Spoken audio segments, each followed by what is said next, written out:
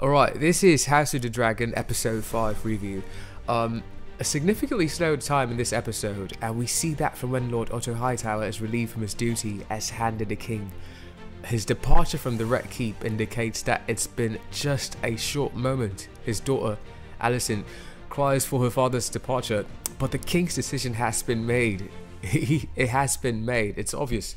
Lord Otto has self-interest, but we may also assume his major concern was keeping the realm in safety and ensuring the line of succession doesn't change.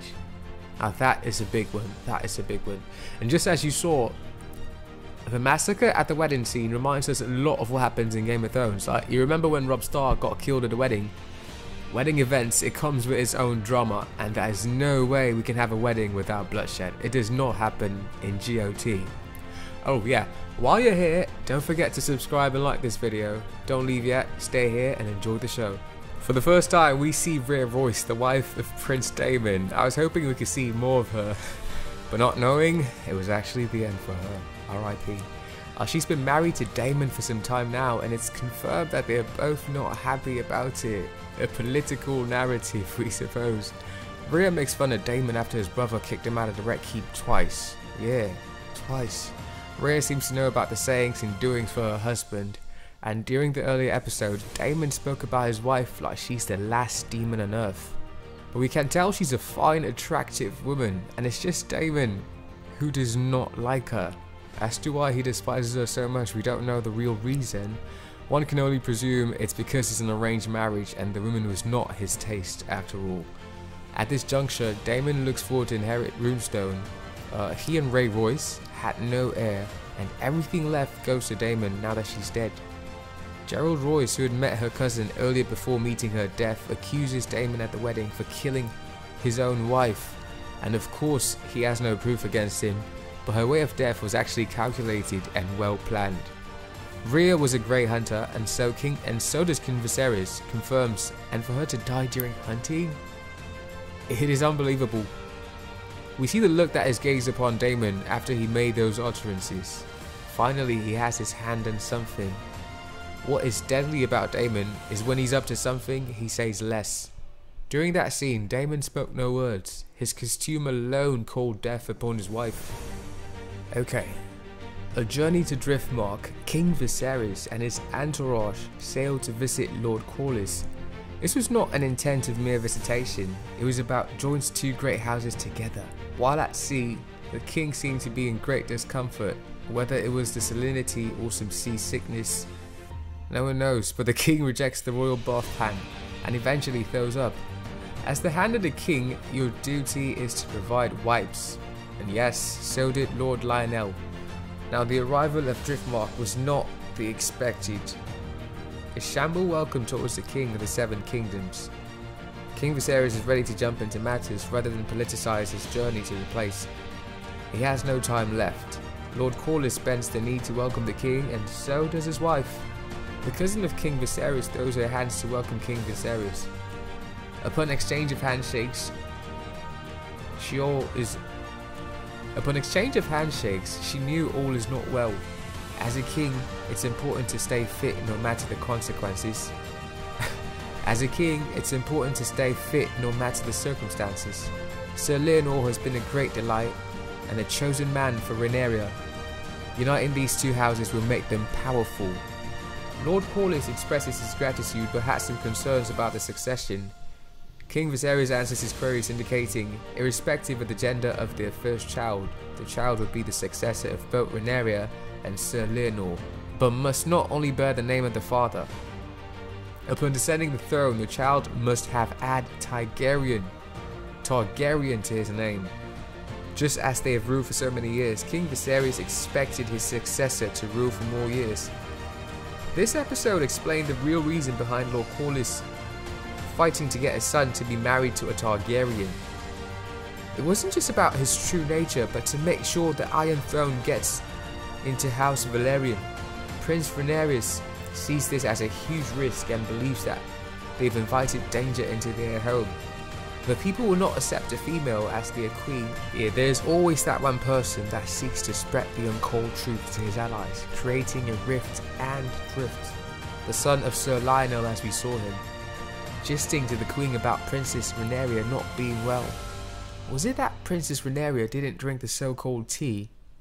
But to Queen Alicent, a tea that was sent to the princess's room means whatever that was reported that night indeed happened. You get it? King Viserys as a father just took precaution, although he somehow doubted the whole report. Queen Alicent was made to believe whatever she wanted to believe, but her opinion now shifted. She's been betrayed by her best friend and her stepdaughter.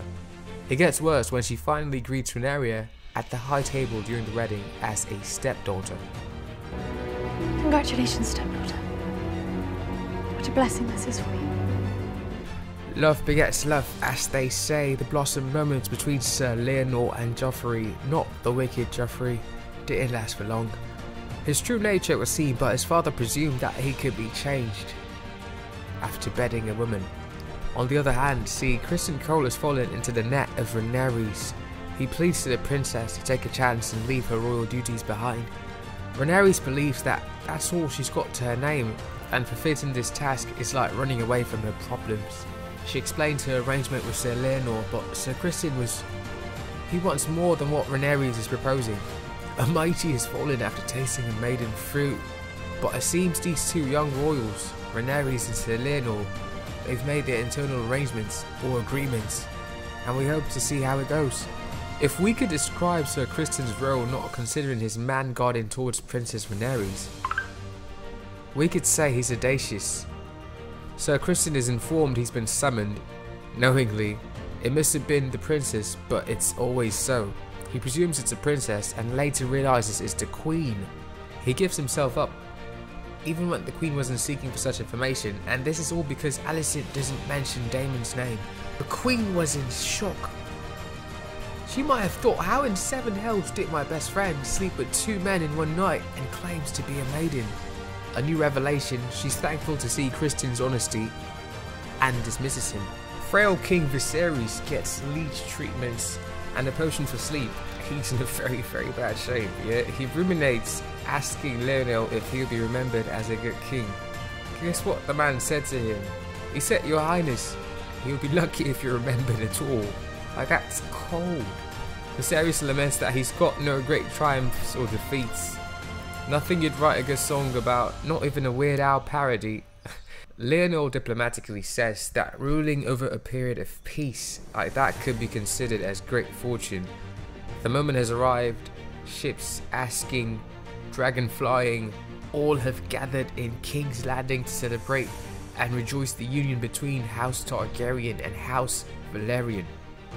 The disagreeing faces, delighted faces, betrayal faces, all in one place, reminding us of a great scene in Game of Thrones. Like, this was properly made.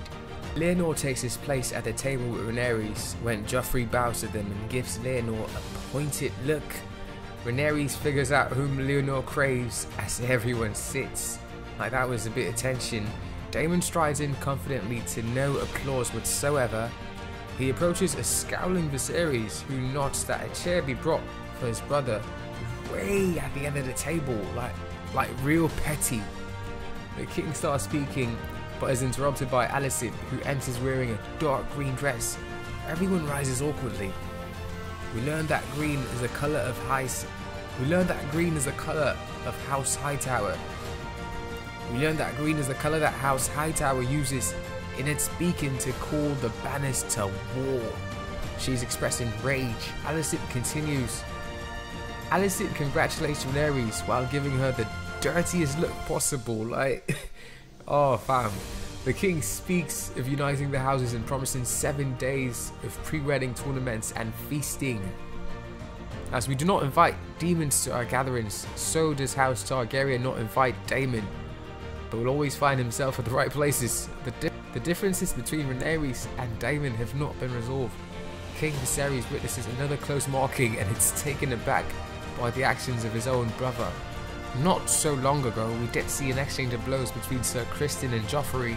It seems rage has succeeded. Jealousy is leading, and it's the case one must be sacrificed. The love of Sir Leonor has his head crushed like a tomato, leaving a pool of blood. That was messy. A happy day has been ruined. The whole place is emptied within minutes, leaving the close families of the new couple to finally tie the knot. Sir Crispin storms out, drawing a dagger to end his life, but the Queen calls his name. At this point, he will not do it.